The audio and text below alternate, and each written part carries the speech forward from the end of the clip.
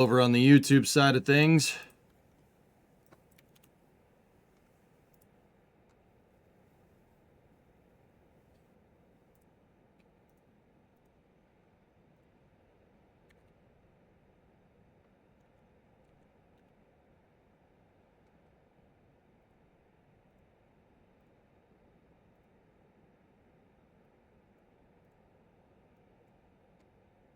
All right. Cool. Let me go to the title screen and fire up YouTube.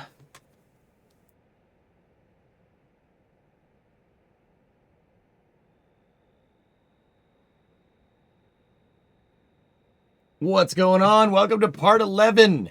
We have part 11 of Summer Car, where in this part, we are putting together the car, or at least it's mostly assembled. And we're doing that to see what parts we still need. Let's go. Attempt 3, part 11. Space Shuttle.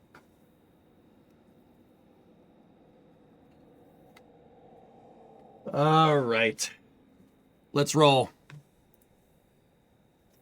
Well, we also need to have overdriven Gorpa.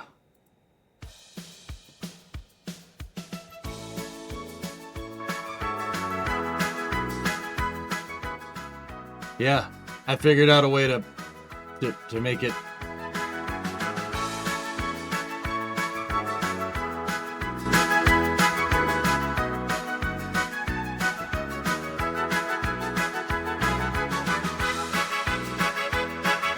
Excellent flame trench. Right on, dude.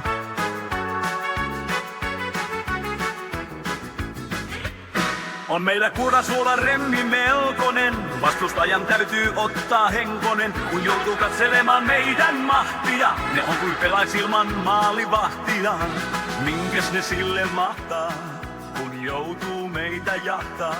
Kiekon lauon verkon perään. I can't turn it up any higher, or else it's gonna blow out the speakers. Kurasuon pallo, ei kukaan meitä tallo, maalin jälkeen maalin. I'm sorry. Voittofestivaalin Kurasuon pallo, ei kukaan meitä tallo, maalin jälkeen maalin, mä voiton jälleen haalin.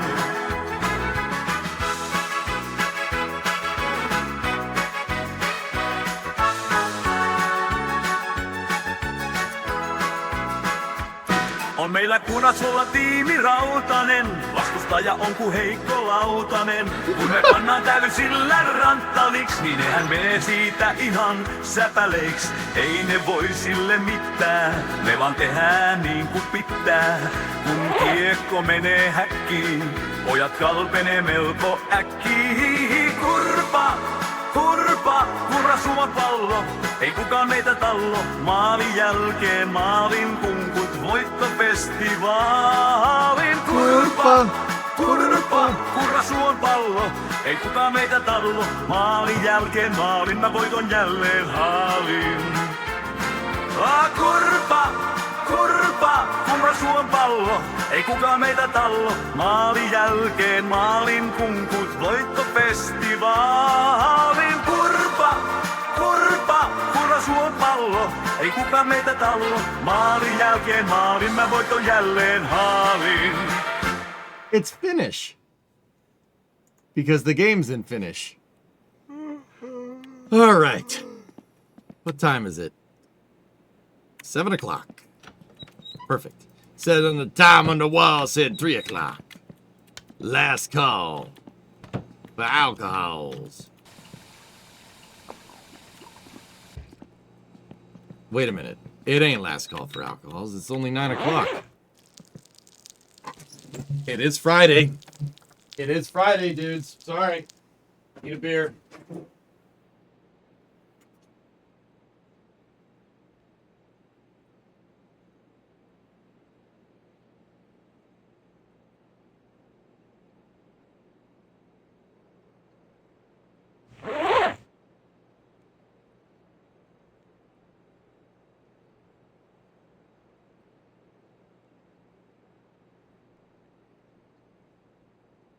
All right.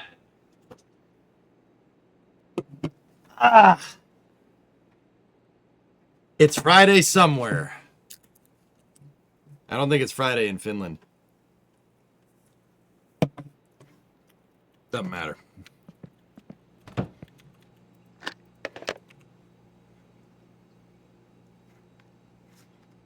I did buy some things, so we should have some crates, but correct, it's Saturday. All right, we have our coveralls up. Where's the car? Oh, yeah. Oh, yeah, dude. Look at that.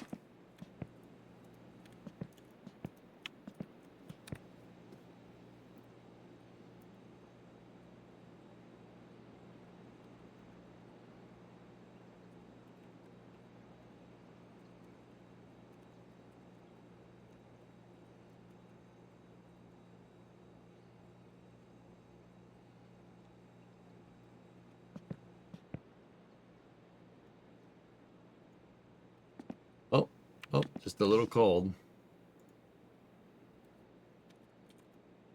Hang on. Talking to Bree.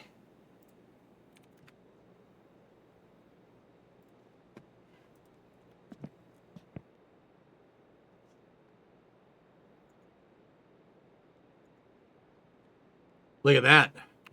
Did I put the transmission in? Oh, dude, look at all this. All right, let's get the boombox. Oh, it's still here. Yep, can't listen to that. Have the overalls on.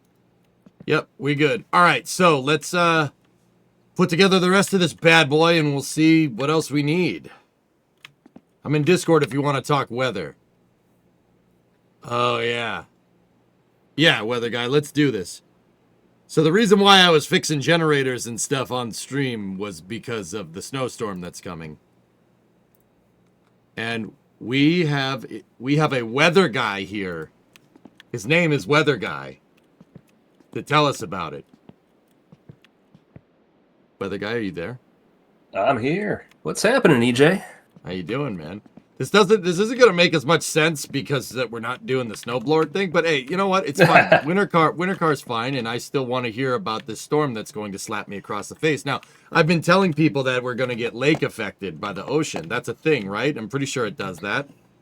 It could, but I don't know that it's really gonna be like the same kind of lake effect that you see over the Great Lakes, right? Like you've seen clips from Buffalo where you get the long fetch over the lake and it just pounds that city. You're not going to see the same thing. And the biggest reason why is that even if it does come over the ocean a little bit towards where you are, that ocean water is relatively warm compared to Great Lakes. You got the Gulf Stream there.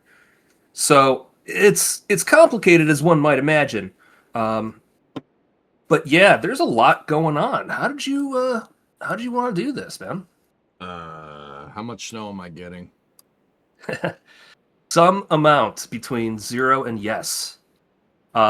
Typical weather guy. Here, let me take a look at a couple of things real quick. But yeah, I think in the vicinity of a foot is what I've been seeing. Yeah, it's not too bad. No. I mean, you're definitely under a winter storm warning, that's for sure. Jim wants to know how windy is it gonna get. For Boston? Yes. Take a look. Well, I guess I'll take a look. Let's see here. Yeah, if it's only a foot, we're gonna be all right, Callie, for sure. If it's 2 feet though, then I'm not gonna be having a good day. Yeah. Well, it's gonna get breezy tonight. You're looking at gusts in the 30s tonight. As the storm proper comes through, most of the highest wind speeds are going to be well into the ocean. The land is doing a pretty good job of mitigating that. Actually, the winds are coming. Oh, that's gross. Yeah, the winds are coming from the east.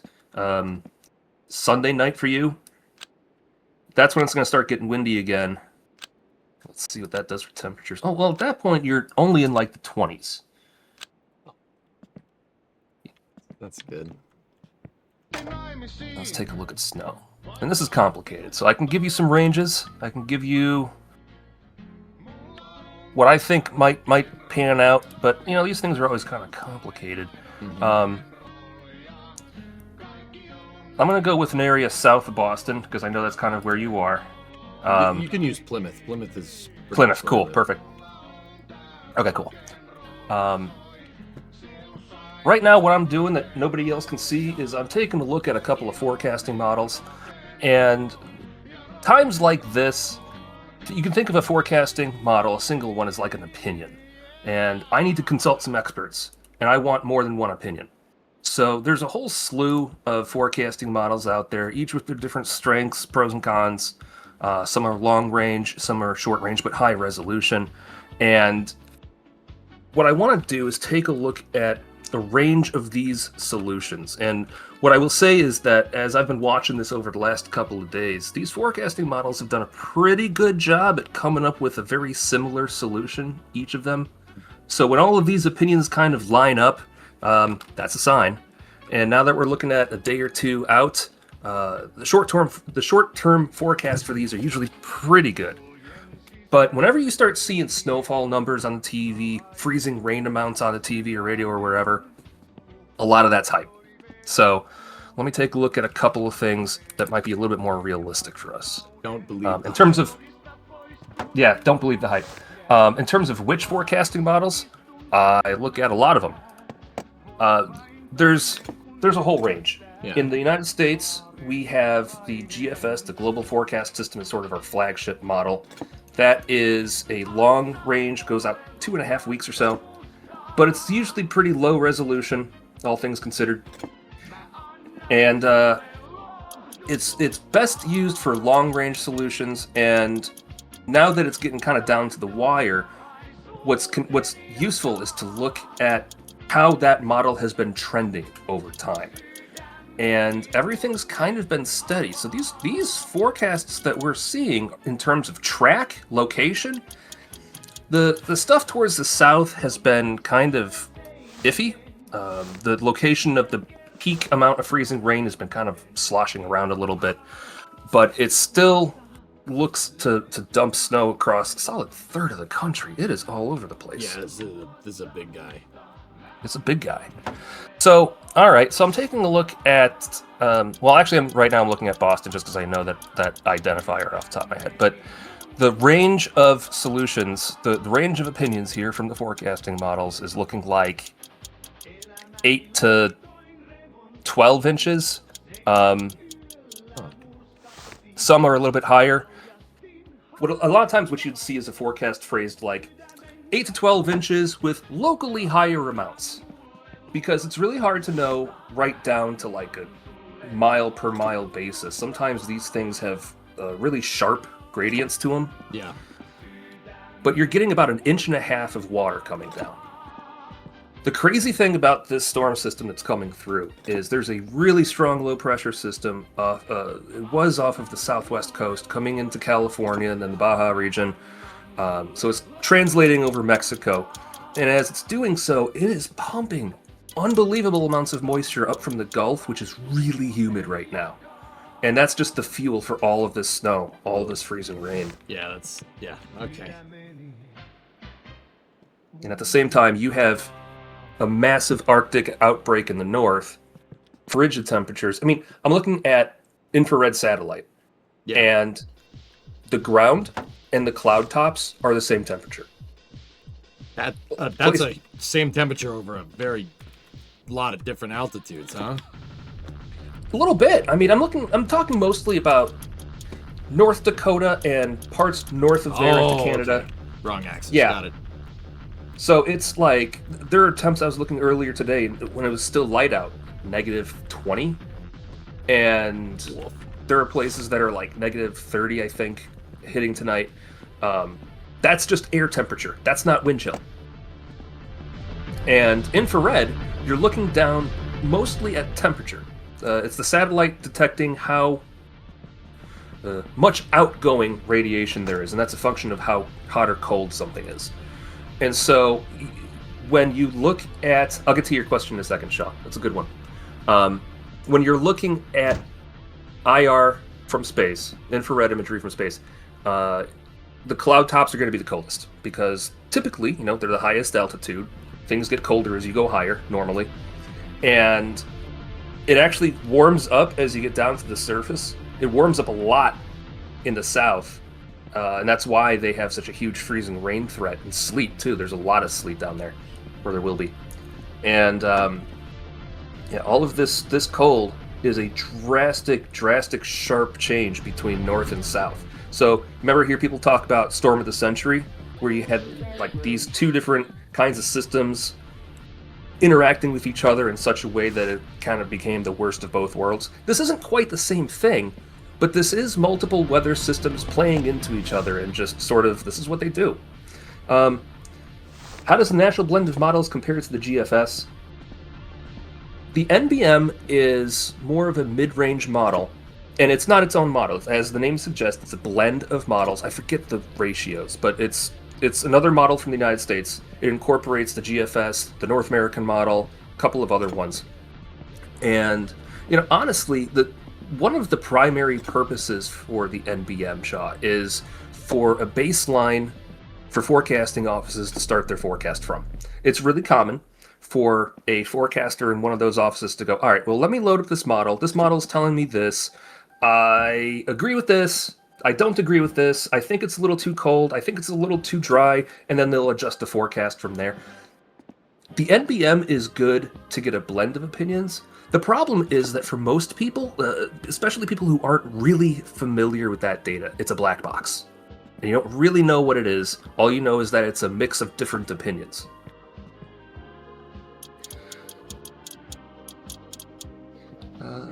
Do I find any advantage still using the GFS compared to the European model? Absolutely. Okay, let's talk about this for a second. You've probably heard some of these terms if you watch weather on TV. We're looking at the GFS model, we're looking at the RAP, or we're looking at the Euro. And there are a lot of people who favor the Euro, who say that it's more skillful. It's usually how we phrase that. It has more skill. It's more accurate compared to other things, compared to other models. And there are metrics by which that gets tracked. So it's not entirely subjective. And it's true. It usually scores higher than most other models. It's really good. And there's reasons why. In the US, we have different families of models. So the GFS is one, but it uses a completely different engine under the hood than, say, the North American model or the RAP or the HER. These are other ones that we run here in the States.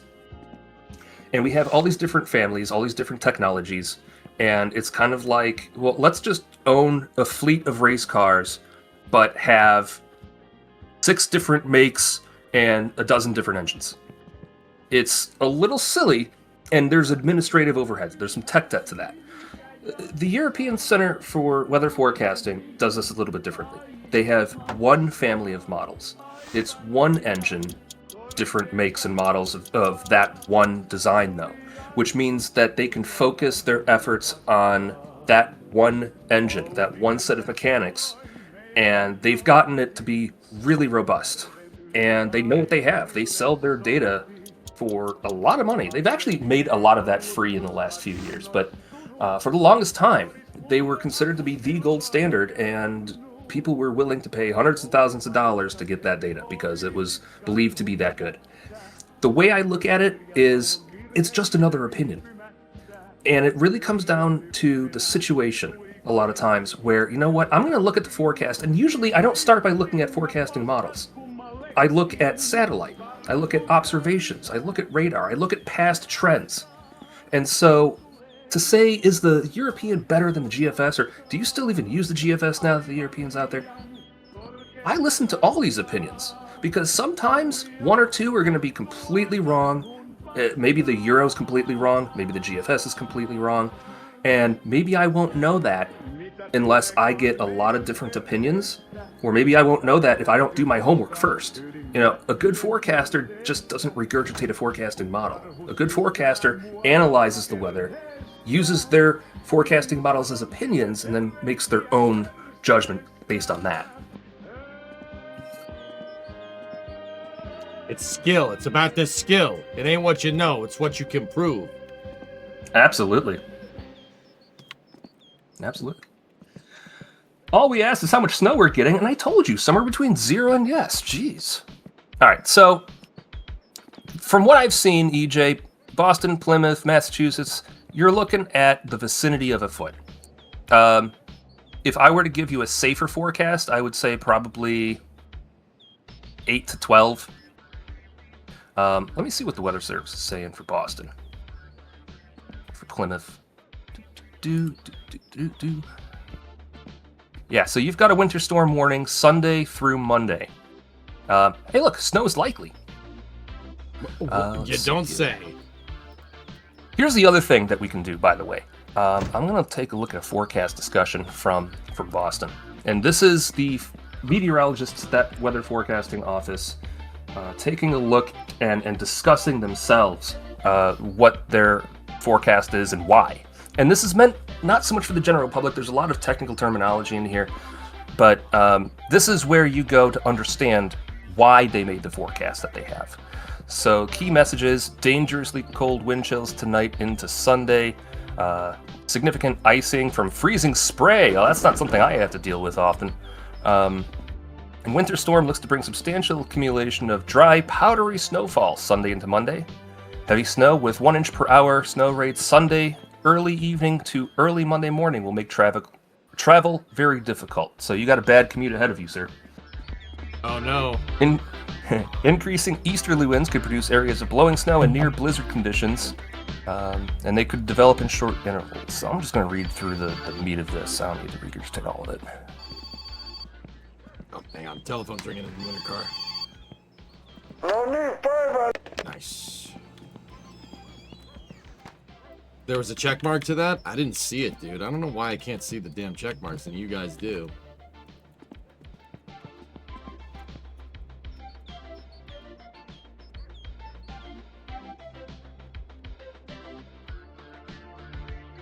How close are you to the ocean? Yes. Pretty close. Like the beach is not far away.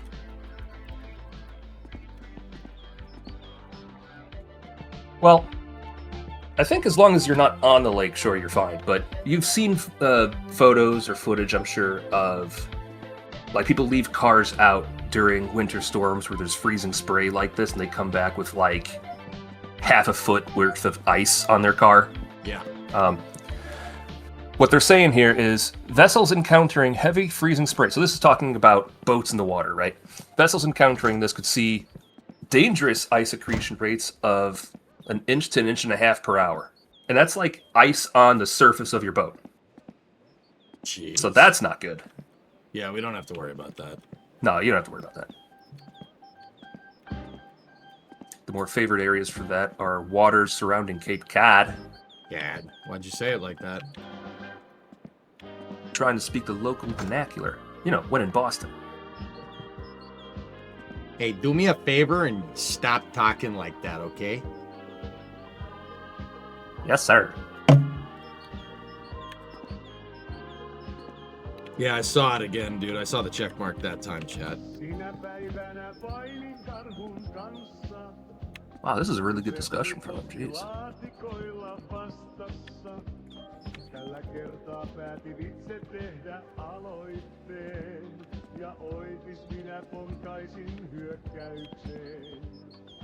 Okay. Oh, yes.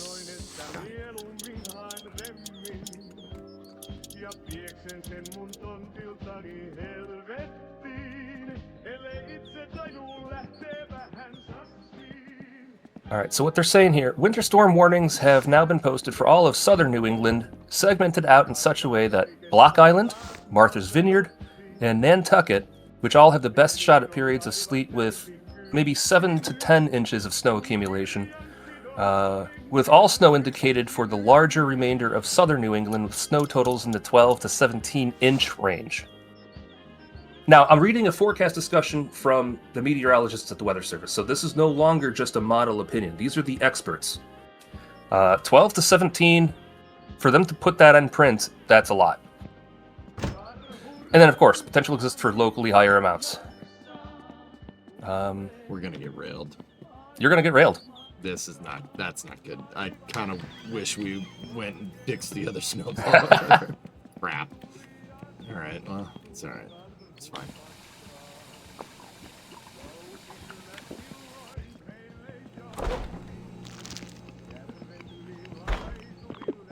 Yeah, I have one snowblower working. I think the other snowblower is just a bad set screw. I might tomorrow night, guys. I might pop in. I don't know. Might as well, dude. Right? Like,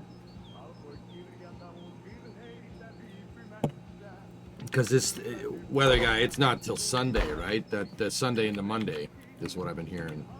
That sounds right for you, yeah. They were just saying something else in here too about around that time period, Sunday night into Monday. Well, the reason why I'd like to get that other one rolling is because that other snowblower is way more powerful than the than the Arians. The Arians is a great old school snowblower, and it does work. It'll work just fine. That new one will eat up a foot of snow, no problem. Probably the nicer thing for you, all things considered, is this snow is not going to be very heavy. This isn't like a good heart attack snow. Not for you, anyways. So for snow blowers, this should be pretty good. Oh, that's actually super helpful. Yeah. Care to explain why in Southeast Virginia we are going from cold to warm back to cold? Because you're in Southeast Virginia. What's happening is, on the big picture, there's a low pressure system moving across southern United States, Mexico, eastward, and it's going to go over the Gulf and over the southeastern United States before trending more along the eastern seaboard. And so what will happen, just pull some reference here. So what will happen is, as this system goes across the states and then up to the northeast, you have a situation where right now in Virginia we're in 40s and 50s. It was actually not that bad out today, and a lot of that is just ambient temperatures. It's not really driven by the storm system yet. As we see that low pressure system start to make its way up the east coast, we're getting that Arctic blast coming in from the north and northwest, transcending the Appalachians, and it's just forcing all of that Arctic air to come crashing south. What's going to happen, though, is as that pressure system comes northward, it's going to pump a lot of that warm, humid Gulf air, warm, humid Atlantic air up along with it. And because of the topography in the mountains, and it's just kind of a messy setup at this point, it's not as easy as to say one thing or another. But typically, what you see is with a low pressure system that's really deep, really strong like this, it's really efficient at modifying air, at pumping air from one region into another.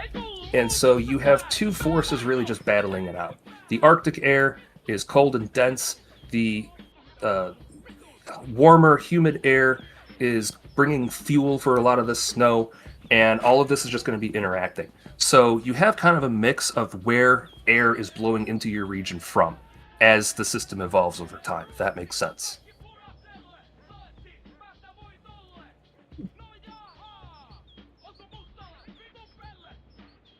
Cool.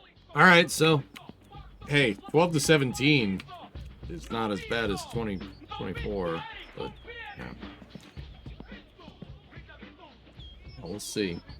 Anyway, thanks for giving me the forecast. So I know that actually that thing about the snowblower is actually snowblowers being good snowblower snow. That's actually super useful. Yeah. Yeah, I'll be around. If you got any questions, let me know. Killer. Thanks, man. Anytime. All right, see you, buddy. Wow. It's already 22 degrees down there. Yikes. It's 19C. Woof.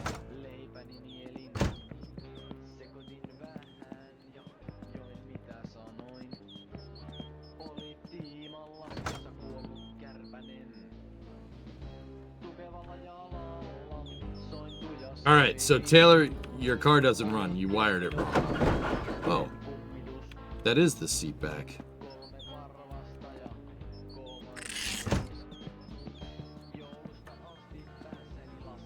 Oh, we just need a rear seat. How's the back doing? I'm doing okay.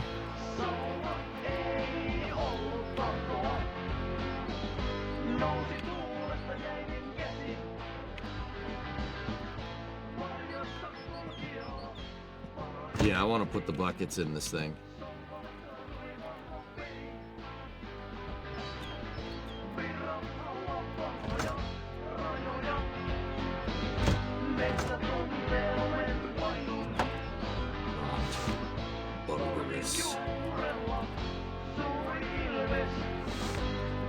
Cool. So Taylor, your car, I have to go through the wiring. Like, you're probably wired it wrong, dude. So sorry.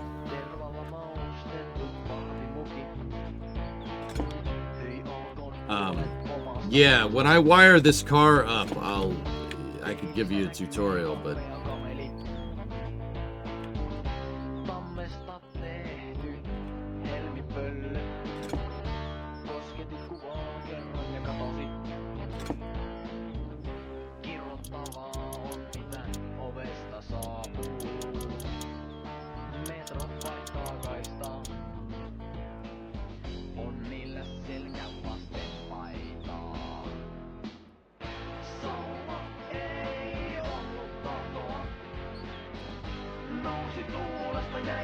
this doesn't look like a snowblower. We flipped a coin. Chat wanted winter car, so I flipped a coin and we got some winter car instead. Geek, I'm probably gonna do a stream tomorrow, like late tomorrow night, because I have some stuff to do tomorrow during the day. I would really like that other snowblower working, to be 100% honest with you. So probably, yeah, like late tomorrow night.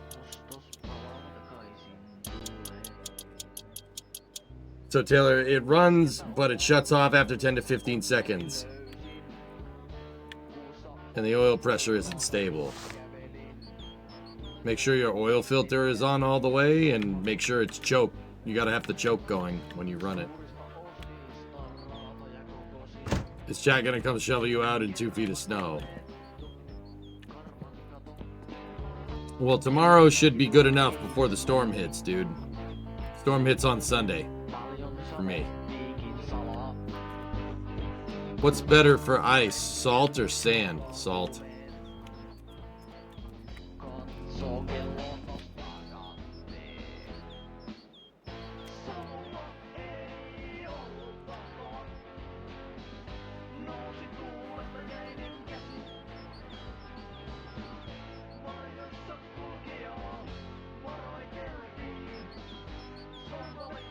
I hate salt too as a car guy.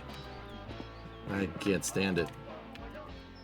But the brown bomber is looking pretty damn good, dude. Look at that thing. It's a nice looking car.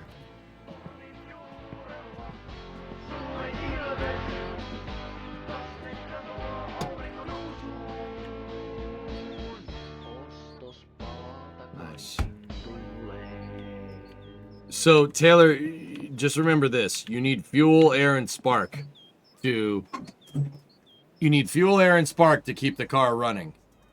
Okay? So if it's starting and then going off, which one of those do you think could be wrong? You think it could be spark? Highly doubt it. If it's working, it's working. So that means fuel and air. So think about that. Go check over there and go from there. Heads up, the seats have 4 bolts. One is a different size. Oh, thanks, Stu Boy. Yeah, one is a different size. That's Ford. Ford does that. Is it a size up or something? Would you put that tar stuff on the bottom of your cars to reduce salt? I would undercoat them. Does Ford do that to prank the end user? No, Ford does that to keep costs down to make cars more affordable.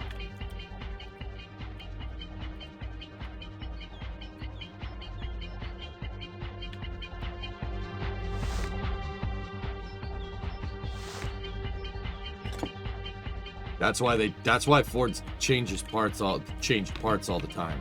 They do it to keep the car more affordable. Stu, we talking bigger or smaller? How does changing the size on one bolt make the car cheaper?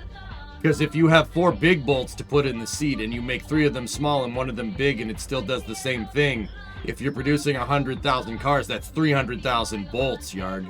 300,000 bolts that you don't need a bigger size of. Think about that.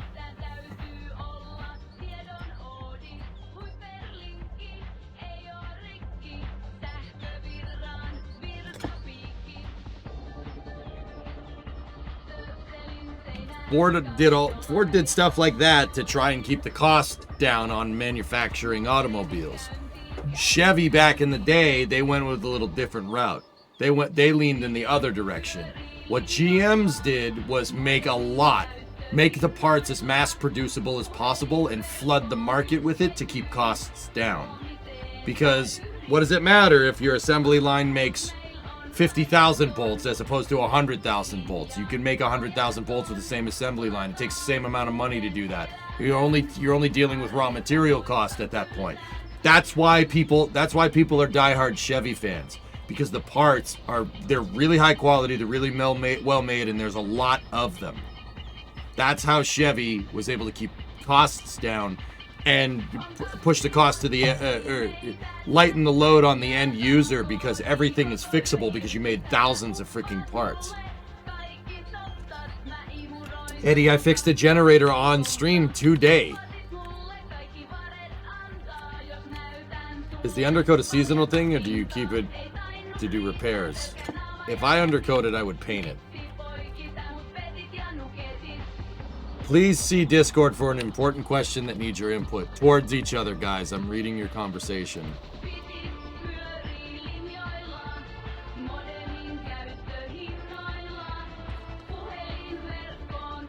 Why the frick would you put them away from each other? How's the new tools? I don't have the new tools yet.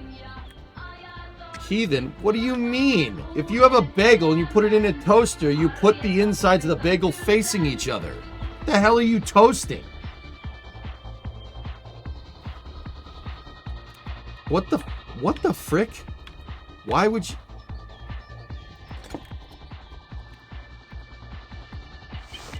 Sleeping on the couch tonight? I don't know.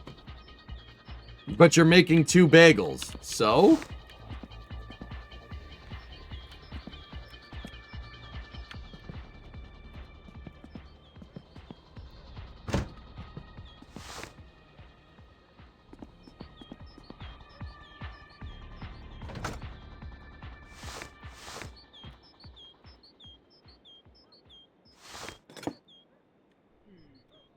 I don't understand. I don't know where the damn 4th bolt is to this seat. I'm assuming it's over there on the corner, because that's where most seat bolts are.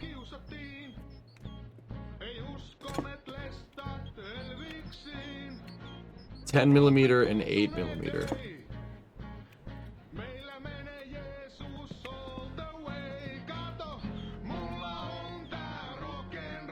There it is. Got it. Thank you.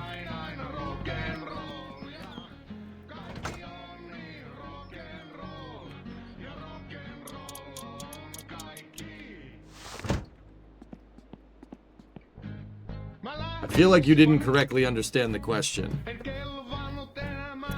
You're making 2 bagels. Do you put a single bagel in a slot like this?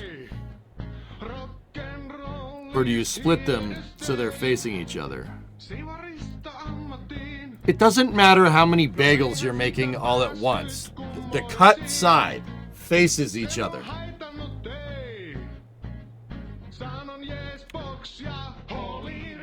No, not side by side. You know what? If it's side by side, who cares? Who cares? This question sucks. Just toast your stupid bagel. With that being said, facing each other. What do you mean wrong? I'm not wrong. I have toasted food while you guys sit here and argue about the right way to do things.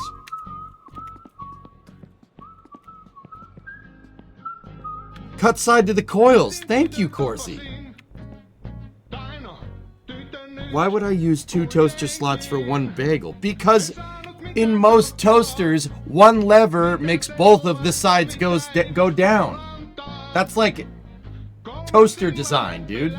Primo, we have a 4 slot toaster with 2 levers to go down. Why do you think it was made that way?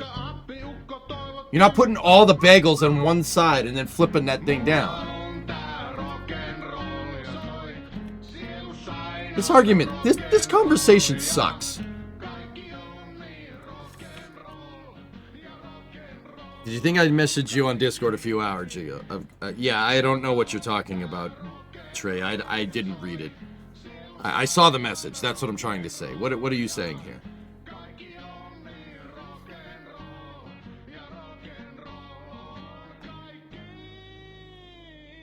Oh, that's cool, dude.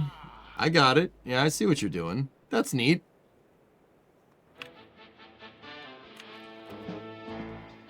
Nice. Alright, what else do we need? We still need a seat bottom there. Is there a cover for the damn handbrake? Is a hot dog a sandwich? Who cares? Eat the damn food.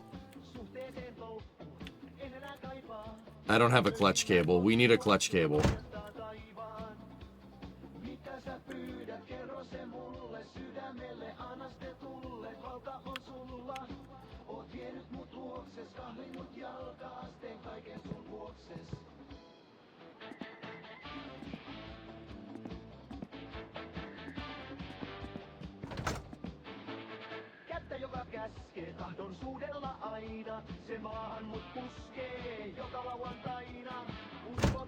You can't use both slots in a toaster because it'll flip the breaker. You're a liar. But if both of them were operable, you wouldn't use both levers to put down four toaster slots for 1 bagel. That's dumb. You've never done that yourself, Brimo. Why are you arguing this? I've watched you make toast.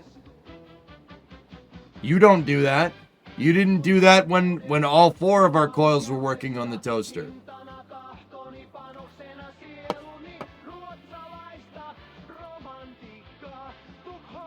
Just got called up for an electrical upgrade. It's the resistance element in the toaster on one side is not working, Creation. We have 200 amp service in the house. Nice try.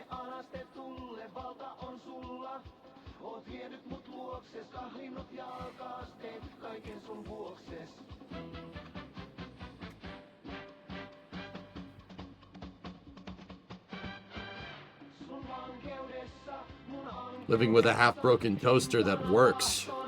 It's 4 slots. There's 4 slots in the toaster, guys. 2 down levers, all right? I got it secondhand. I didn't pay for it. I didn't pay for that damn toaster. I got it because I wanted to, somebody's like, you want my toaster? It has 4 slots in it. Yes, please.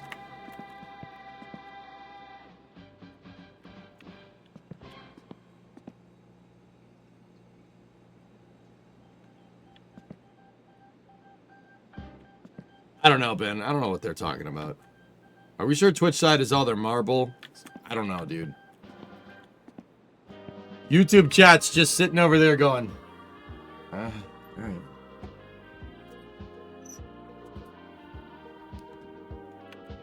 You're right. Oh my God. What do you mean I'm right? I've lied to yourself. I was gonna say I don't really know what you're talking about, but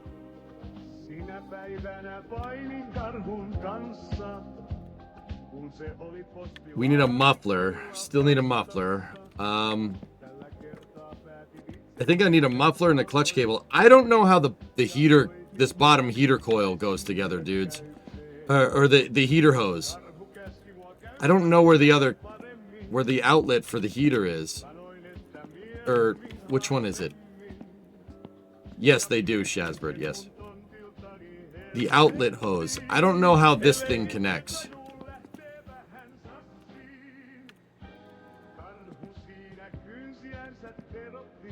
We'd have to find the other outlet on the water pump.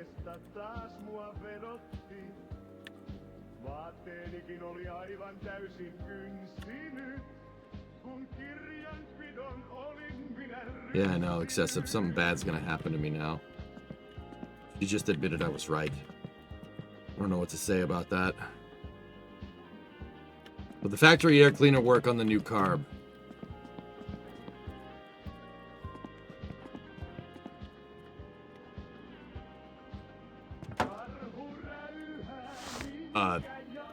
For some reason, yes. That's really not how that works, but alright. I did not get the snowblower finished. Inlet manifold to heater box? Wait, what? Heavy metal? It goes from the intake manifold?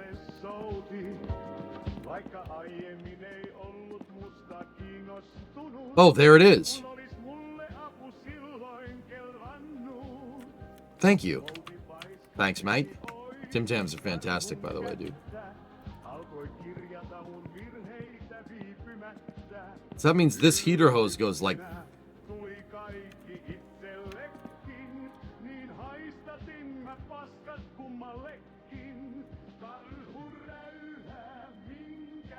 I got it going, but a lot of white smoke started coming out of the engine.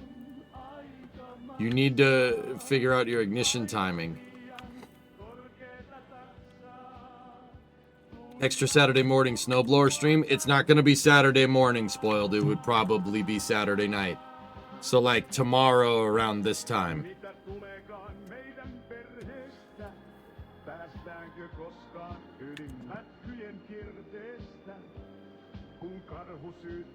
Yeah, and Januber, it's not there in this design. This design's very weird, but this has the outlet from the heater box going into the intake manifold.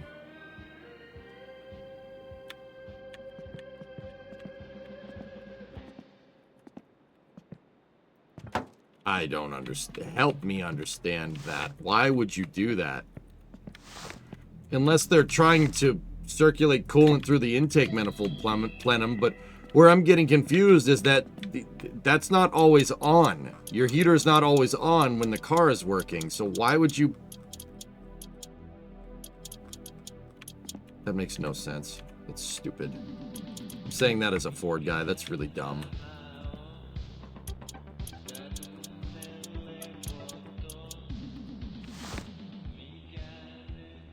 Yeah, the return from the heater box is going into the intake manifold plenum. It prevents carb icing? I guess.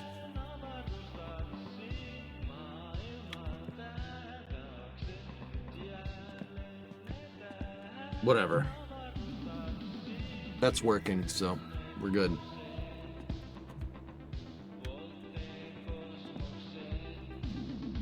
Dan, you like it? It looks good.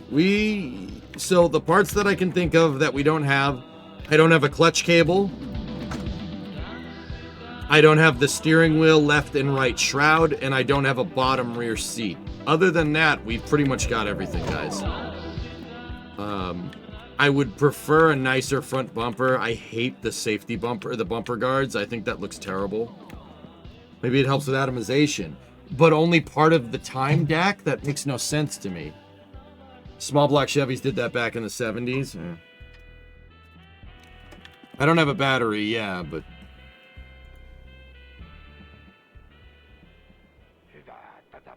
That's cool, see if I can choose. But does it run? This does not run, no.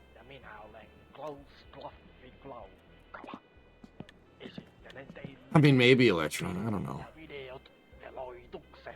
We have to wire it too, but I'm pretty sure I got it. Like, this is most of it, dudes. We have most of the car. We do need a battery to wire the damn thing.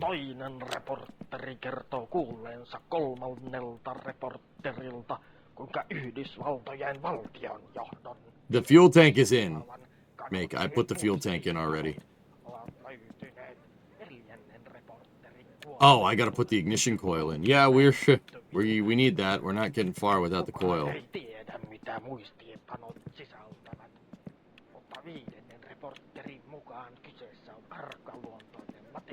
Coil should just go somewhere like over here. The coil needs to go to the top of the distributor, right there. See that center post in the distributor? That's how it needs to go. Houston, Tranquility Base here. The Eagle has landed. Hello? Please sign into Toaster. Please accept cookies to use Toaster. Toaster's terms and conditions have changed. Toaster needs new device permissions. Toaster needs you to confirm your email address.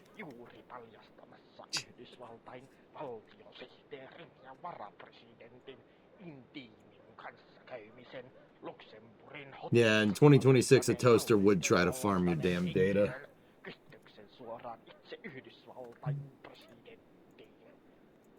Oh, please don't tell me that's a real thing.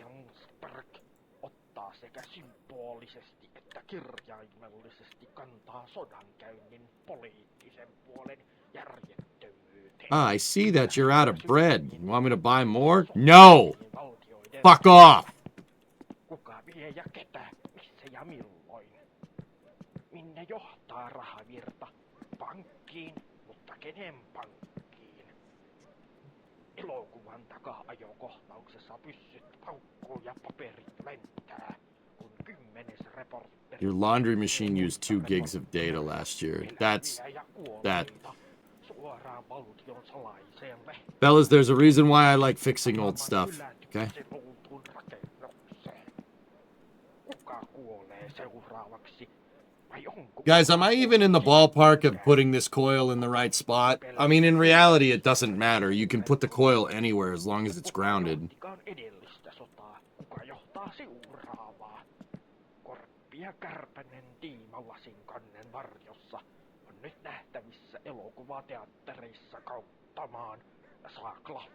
Yeah, Bob, you just keep fixing them, dude. That's how we should do it. Remember what I said about fixing things? Fixing things is based. Next to the radiator. Next to the radiator. That's... whatever. It doesn't matter. The coil can go anywhere. It doesn't matter as long as it has a... So, if you guys really want to know, you need a wire to coil negative and ground. And that's it. Doesn't need to go... That's all you need. You don't even need coil positive. Coil positive is... or no. You need coil positive and ground. You don't even need coil negative. You don't need that. That's the second terminal right there.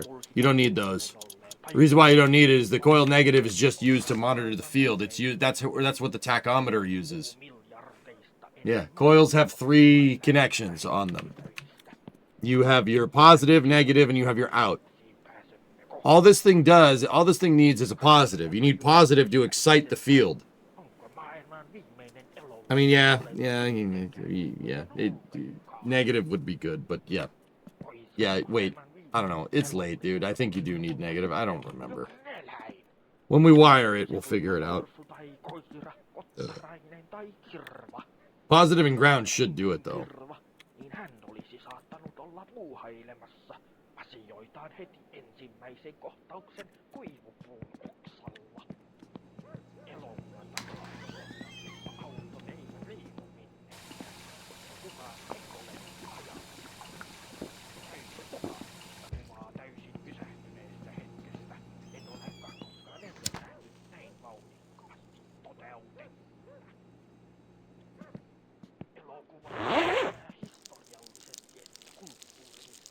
Yeah, excessive. Okay, I did remember that right. Thank God.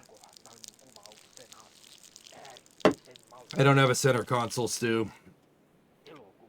NG3 is not doing Blue Moon. Yeah, they changed it, Sea Kraken. Yeah.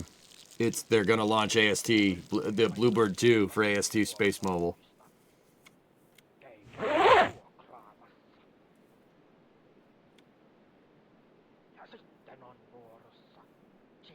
Ground goes to the distributor. Yeah, you only need positive, dude. That's it. Negative is just there to detect TAC or anything else. I mean, whatever you want to read off that.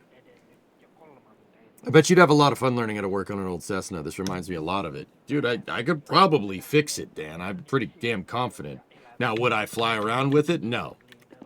I could probably fix the Cessna, but I would want you looking over everything that I do, just in case. I'm pretty sure I could do it right. Tietä rikkaan bisnespohatan rakennustyömaille asti. Tällä kertaa tytöt ovat sulloutuneet paikalliseen eduskuntaan. Yeah, baby. Ja politiikkana sekä tytöillä että poliitikoilla. Steering wheel isn't working. Pelkästään Why isn't the steering wheel steering wheels? poliittisia päätöksiä tehdään yksin, kaksin, kolmin ja ryhmin. Ja Need a license to work on a Cessna before changing the fluids. This is a hypothetical. I know. If I had to fix one and there was no A&Ps around, I could probably fix it. Että Saharaankin kasvaisi metsä ja vielä jäisi Afrikan lapsillekin vettä juotavaksi. Siinä sitten kangistuu niin kanslistin kuin presidentinkin. See if I can see the damn bolt in there. Oh, it's big. Okay. Ja pelastaakseen Afrikan kuivuusongelmat. Let's try 10 mil. Cheerleader-tyttöjen huiskilla nesteet saadaan hyvään. Why do you need a license to work on an airplane? Suoraan lähteestä. You need to be an FAA certified mechanic to fly on anything that flies. Anything that goes above 1,000 feet, dude. Or has people on board. Tyttöjen kiljahdellessa tyytyväisyyttään tietäessään parantavansa maailmaa. Mikäli tämä ympäristöystävällistä ja naismyönteistä sanomaa kantava elokuva kiinnostaa, sitä on saatavilla Juhanis Erotic Sex Shopista tiskin alta. Kerro Juhanille Klappilta terveisiä, niin saat hyvän alennuksen elokuvasta.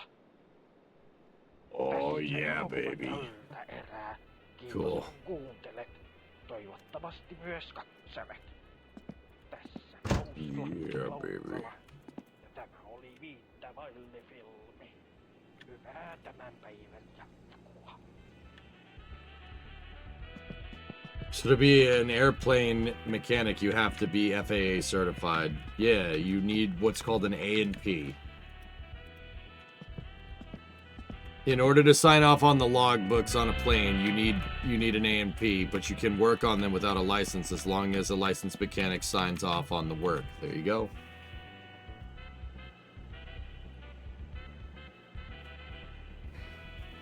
You love the airplane mechanic facts dude who always ties in Lord of the Rings. Yeah, I know that guy. I don't know him, but I've seen that. Brimo follows that dude, Jasbert.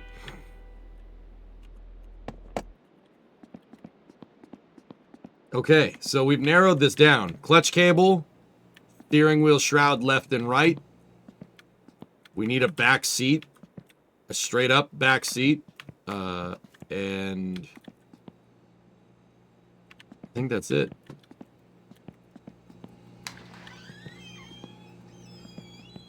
Let's see. Take a look. Do we have a back seat? There's the back rest. Back seat.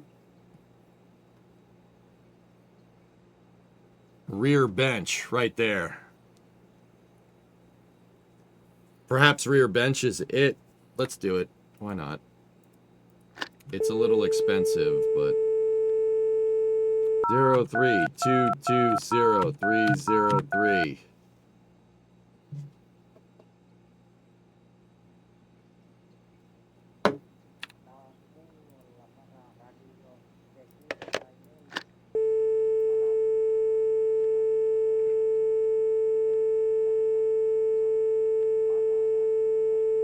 I don't remember, Dexter.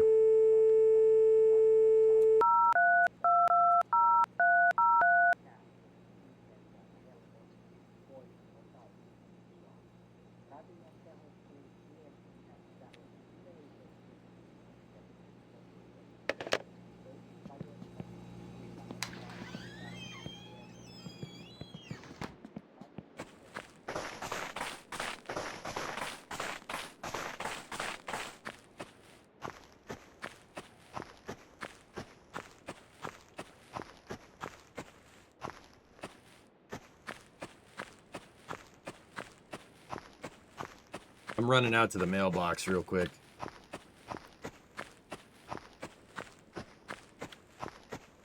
It's really tough to see. I can barely see that damn thing.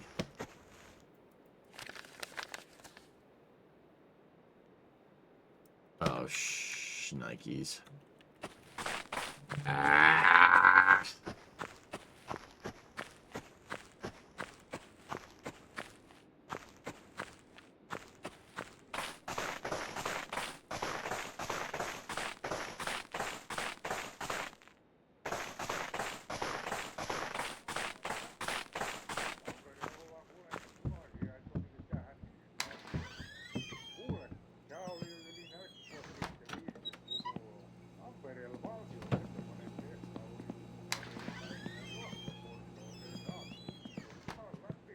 You have the cash on the card. Yeah. Fellas, I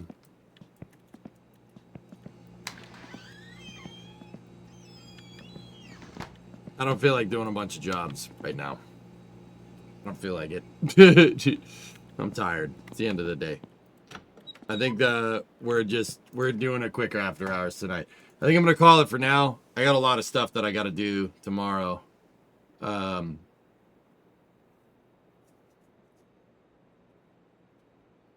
Okay, Carol.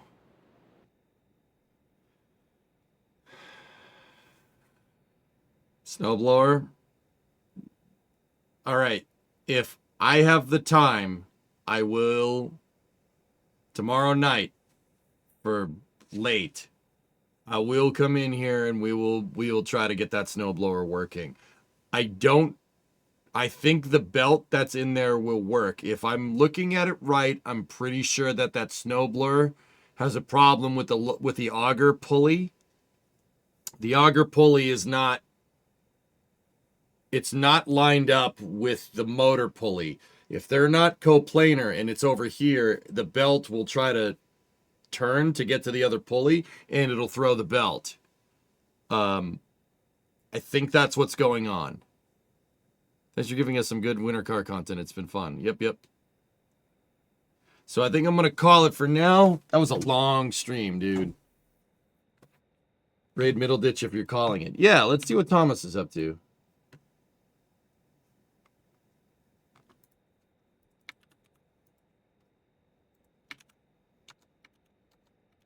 I have another snowblower JDG, a much better one than the Ariens ST824.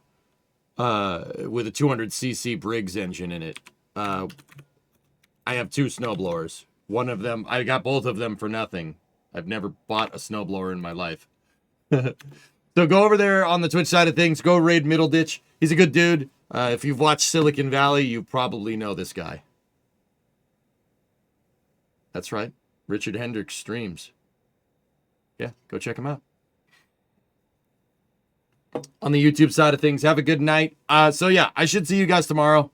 We'll see what happens. Okay, we'll play it by ear. If not, maybe Monday, maybe Sunday morning, maybe we'll see. Wait, the NASCAR owner was in Silicon Valley, John. Nice. All right, go see what Middleditch is up to. I'll talk to you guys all maybe tomorrow. If not, if I don't see you, have a good weekend. I'll see you on the other side. Thank you very much for watching, dudes. Have a good night.